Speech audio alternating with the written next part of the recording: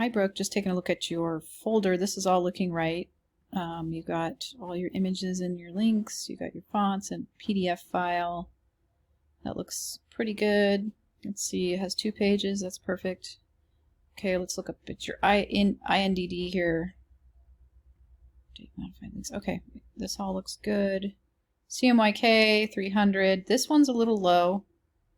Facebook logo. You might have to do an image trace in Illustrator on that one. Let's see, Insta logo 72. So those, oh no, the effective, sorry, I'm looking at the wrong thing. I was looking at actual effective PPI looks good. Effective PPI looks good on that. So we do need to worry about possibly coming up with a font pair, which I think you do have a font pair here. Let's do a control click on, let's see, oops, Command Z that. Oops, I'm gonna have to refresh everything here. I'm not sure why that is, but okay, so let's, if we do a control click, we can edit with Photoshop. I'm not sure why this is in Photoshop, but there is some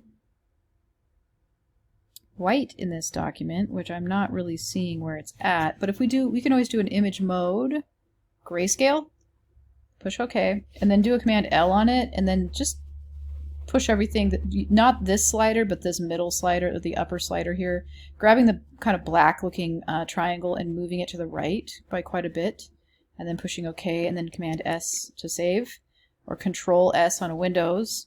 We can hop back over to InDesign, and hopefully, did that fix it? Oh, that didn't seem to do anything to it. Maybe it's because, okay, I think I can't hardly see it, but I do think I can.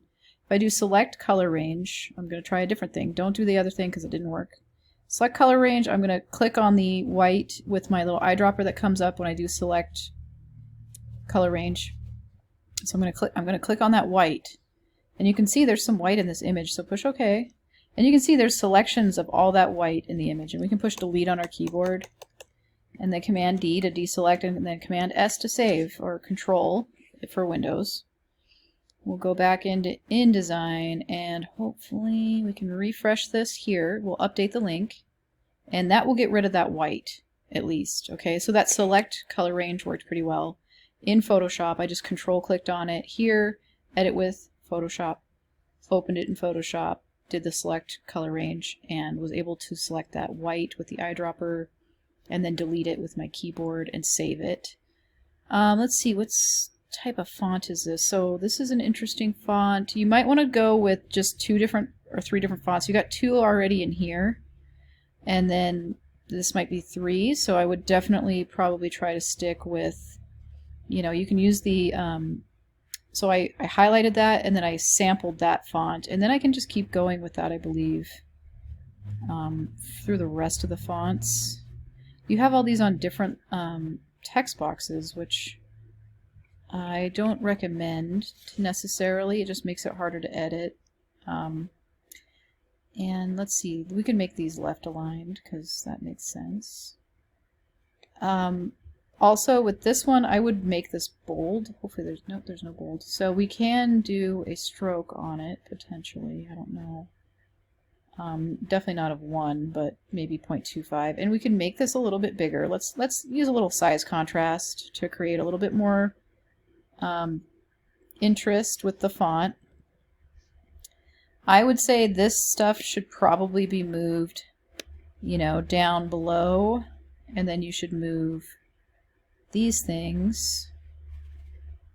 Oh gosh, I gotta get closer. Command plus. These things should be moved, you know.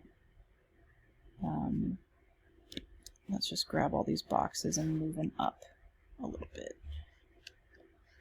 Okay. And we can always select all of these by pushing Shift and going through.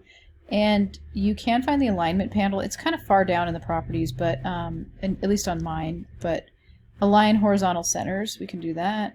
That will make them go perfectly with each other. And then we can find that pink line that shows up. And then with this, I would just kind of move this there. And then probably just move them up a little bit, and then maybe move them A little bit more this way is what I would do if I were you. And these could even be smaller. If you need to make anything smaller, remember the Free Transform tool works really well for that. Free Transform tool to resize. Pushing Shift on your keyboard. I forgot to say that. You do need to push Shift on your keyboard. We want to make these roughly the same size. I know they're not exactly the same shape, but we can make them roughly the same size-ish. So maybe something like that would work pretty well for that. So I think that's looking pretty good. I don't mind this. I think you could use a little teeny bit more, like, you know, just bump this down. Use a little bit more space in between your lines. Make sure they're not too close together. I kind of like these spaced apart, but these ones needed, you know, not as far as this, but like a little bit more space maybe. And I think the contrast in weight is nice between these, so I think that's working. You know, maybe adding something else in there that might be of interest potentially. I would make sure everything's far enough from the edge too, because there is a safe zone that you want to stay within. You don't want to get too close to the edge of this document. So when you push W on your keyboard, you don't want to get too close. If we push W again, we can see the red line that goes around. We want to make sure that our, you know, our boxes go past that. You actually have a stroke on this box, which we can remove pretty easily if we go here. Push W. So make sure that you do that on page 2 at least, because it looked a little goofy on page 2. You know, maybe adding in some other type of graphic, or maybe another a border of some kind. I've been saying, you know, maybe adding in borders or stripes. I'm not quite sure exactly what you might want to do with it, but I'm just experimenting with just even adding like stripes on the side or something, you know, just to kind of give it a little bit of, you know, you'd probably want to do exactly the same on both sides, but like maybe something a little extra just to add to it. It can definitely be simple, but I'd say, you know, adding something to it would be good.